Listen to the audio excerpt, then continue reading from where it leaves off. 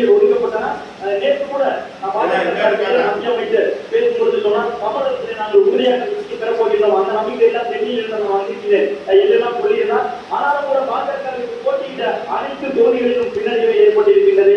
25 அமைப்பதாக வாக்குறுதி வழங்கியிருந்த பாஜகவிற்கு தற்போது வந்திருக்கக்கூடிய இந்த தகவல்கள், இதுவரை கிடைத்திருக்கக்கூடிய முடிவுகள் ஆரோக்கியமானதாக இல்லை. பாஜக போட்டியிட்ட 26 தொகுதிகளில் பின்னடைவு.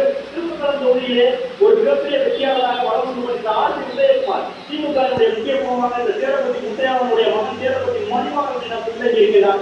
ஆர் உதயகுமாரை பொறுத்தவரை திருமயம் தொகுதியிலே தொடர்ந்து வெற்றியை பெற்றுக் கொண்டிருந்தார். மதுரை திருமணம் இன்னும் சற்று நேரத்தில் அதையும் நாம் விழாவாரியாக பார்க்க இருக்கிறோம். என்றால் அந்த தொகுதியில் ஒரு ஆர் உதயகுமாருக்கு பெருந்த பின்னணி ஏற்பட்டால் அதற்கு பின்னணி காரணமாக அமமுகவிலிருந்து வெளியே சேர்ந்த ஒரு வேட்பாளர் திடீரென்று களத்தில் இறங்கியிருந்தார்.